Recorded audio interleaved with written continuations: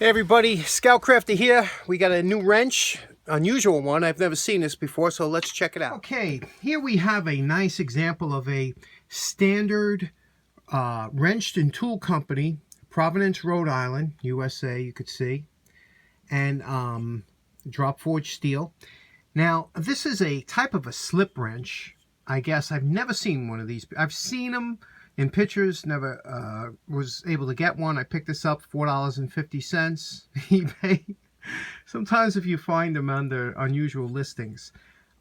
You can see here it's serrated, and that serration should help this lock in, but it is totally frozen. So I don't even know how this thing works, but I'm sure this slides up and down and lets this slides like a wedge action.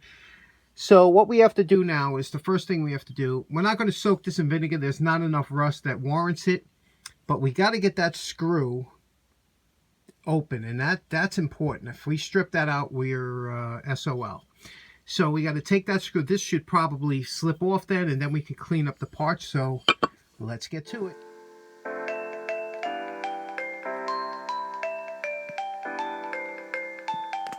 Okay, you see we wire brushed around that little screw here. We're still going to try and dig out that slot, but before we do, we're going to add a little bit of heat to it. A little propane just to that screw. Get that nice and that's it. Not too much, just enough that and then we're going to hit it with a little acetone and tranny fluid. Now it might smoke a little, but that's all right. You could see now that'll help that sink in there. Spray a little underneath and on this side, and we'll just let that sit there for about 10 minutes and then we'll try and loosen it. Okay, good news. It loosened everything up.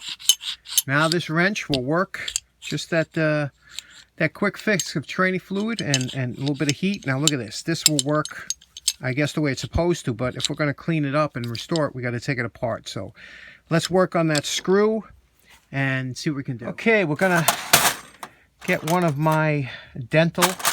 These are some dental tools I picked up real cheap. We'll get this one to clean out that slot. Okay, we're back here at the bench. Now, see again, we'll take this dental tool, gets right into that slot. We'll just keep going back because there's always rust, dirt, grime, and everything that builds up in here. And it makes it hard. You could see it coming out there. And it makes it very difficult for the screwdriver to grip. Now, I'm taking that this is going to be a little bit difficult to get out because it's probably been there for years. But there's a good amount of head on there, so if we screw it up, we could probably get out somehow. Let's give it a try. Okay, we got that screw out. You could see the machining on that screw. It was no problem. There's absolutely no damage, just from a little bit of care, a little bit of penetrating oil, and a good gunsmithing tip. You could see that was perfect tip for it. And we could see here it says Fitzall. And I can't get the patent date. It looks like 19, and I see, I don't know, June. Well, look, we'll clean this up. We'll take it to the big wire brush now. You can see where we're at. There's only 4 pieces to this wrench. And we're going to clean it up. This should come out really nice if we paint it right. Let's do it.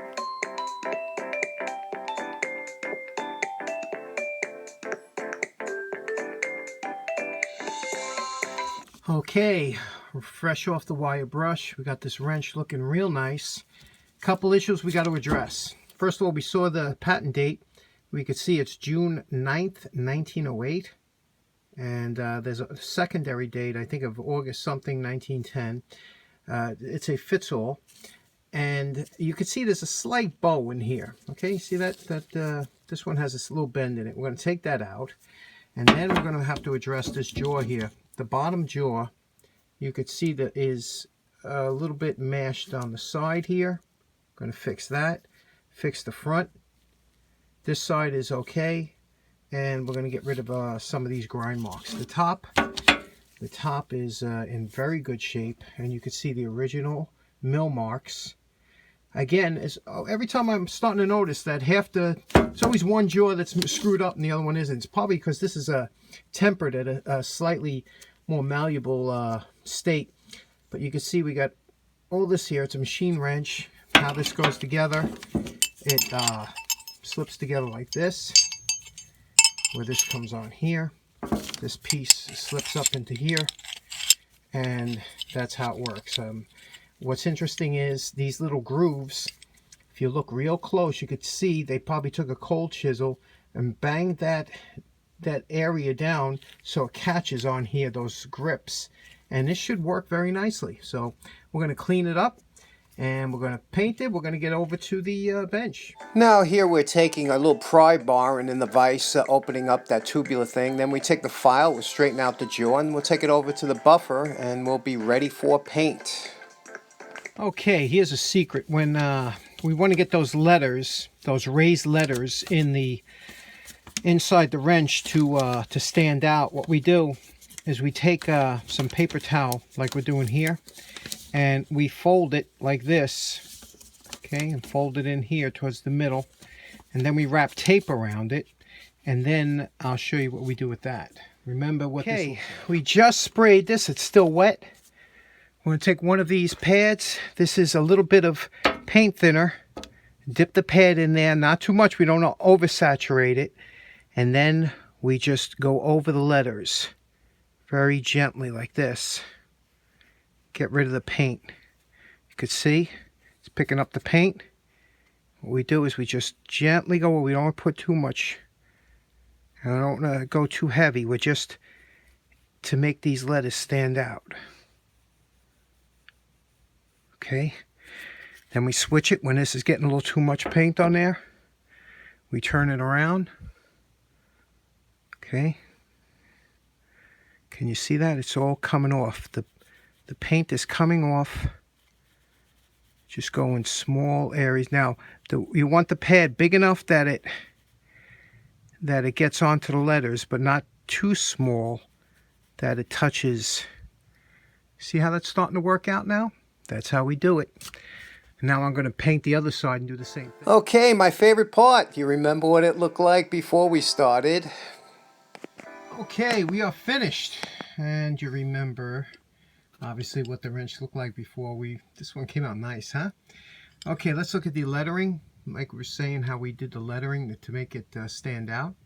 We go over it with that little pad. You can see the drop forged steel really stands out. Polish this wrench out, front and back. Looks very nice. You can see the type of polish here. How mirror-like it is. Obviously, we're not going to be using this wrench much, but we painted inside and out, baked it on there for a couple days. John R. Long invented this wrench, and it's doing some history on this and looking back at it. As you can see, it says Fitzall, and let me see if I can get there we go, Fitzall, and the patent date and everything. And I'll put some the Google links right after the end of this video, and you could just check it out. It's pretty interesting what came up on this wrench. Let's test it out and see how it works. Pretty interesting. Okay, we're over here at the wrench tester. Here you can see the full width, the full span of this wrench. And what we're going to do is I'm going to show you how this operates. What you do is you put it onto the fastener, and you would just bring up that little collar, just like that. And that's it. That's all you had to do. It wouldn't slip. And then when you wanted to use it, you could see you just slip it onto here, and the wrench would work just like any other monkey wrench, more or less.